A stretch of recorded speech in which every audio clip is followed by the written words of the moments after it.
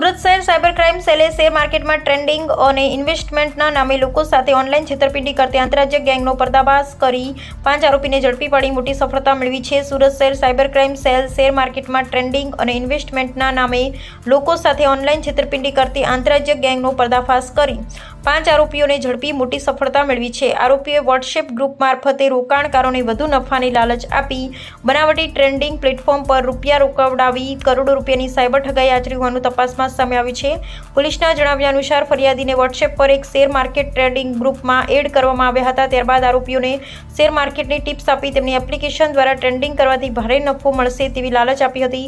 ફરિયાદીને એક બનાવટી વેબસાઇટની લિંક મોકલી તેમાં આઈડી બનાવવામાં આવી હતી। વિશ્વાસમાં લીધા બાદ ફરિયાદી પાસેથી અલગ અલગ બેંક ખાતાઓમાં કુલ રૂપિયા 26.20 લાખ ટ્રાન્સફર કરવામાં આવ્યા હતા, પરંતુ બાદમાં ન તો રોકાણ પર કોઈ નફો મળ્યો અને ન જ મૂળ રકમ પરત મળી, જેથી પોતાની સાથે ઓનલાઈન છેતરપિંડી થઈ હોવાનું સમજાતા ફરિયાદીએ રાષ્ટ્રીય સાયબર હેલ્પલાઇન 1930 પર સંપર્ક કર્યો હતો। આ ફરિયાદના આધારે સુરત સાયબર ક્રાઇમ પોલીસ સ્ટેશનના ભારતીય ન્યાય સંહિતા 2023 તથા ઇન્ફોર્મેશન ટેકનોલોજી એક્ટ હેઠળ ગુના દાખલ કરીને તપાસ શરૂ કરવામાં આવી હતી। ટેકનિકલ વિશ્લેષણ, નાણાકીય ટ્રેલ, ડિજિટલ પુરાવા અને વિવિધ રાજ્યોની પોલીસ સાથે સંકલન કરી આરોપીઓ સુધી પહોંચવામાં સફળતા મેળવી હતી।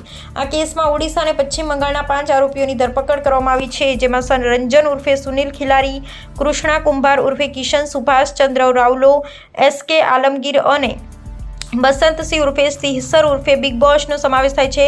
તપાસમાં સામે આવ્યું છે કે આરોપી રંજન અને કૃષ્ણા મળીને RRK પબ્લિક બજાર પ્રાઇવેટ લિમિટેડ નામે એક્સિસ બેંકમાં કરંટ એકાઉન્ટ ખોલાવ્યું હતું। ત્યારબાદ આ બેંક ખાતું ને તેની કિટ કમિશનના આધારે અને આરોપીને સોંપવામાં આવી હતી। આરોપીઓ આ ખાતા મારફતે સાયબર ફ્રોડના નાણાં IMPS અને RTGS દ્વારા મુખ્ય સૂત્રધારો સુધી પહોંચાડતા હતા।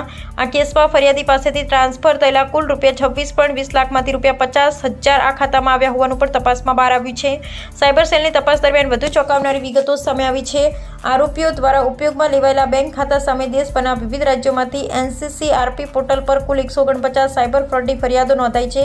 એટલું જ નહીં, તારીખ 1 માર્ચ 2025 થી 28 ફેબ્રુઆરી 2026 દરમિયાન આ એક જ ખાતામાં કુલ રૂપિયા 6,53,43,924ના શંકાસ્પદ સાયબર ફ્રોડ ટ્રાન્ઝેક્શન થયા હોવાનું પોલીસ તપાસમાં સામે આવ્યું છે। પોલીસે જણાવ્યું કે ધરપકડ કરાયેલા આરોપીઓ સામે અગાઉ પણ ઓડિશા, પશ્ચિમ બંગાળ તેમજ કર્ણાટકના બેંગ્લુરુ શહેરના વિવિધ સાયબર ક્રાઇમ પોલીસ સ્ટેશનમાં ઓનલાઈન છેતરપિંડી અને IT એક્ટ હેઠળના અનેક ગુનાઓ નોંધાયેલા છે। ઉપરાંત કોલકાતાના હરે સ્ટ્રીટ પોલીસ સ્ટેશનમાં પણ વર્ષ 2018માં છેતરપિંડી અને બનાવટી દસ્તાવેજોનું ગુનામાં તેમનું નામ નોંધાયેલ હોવાનું તપાસમાં જાણવા મળ્યું છે।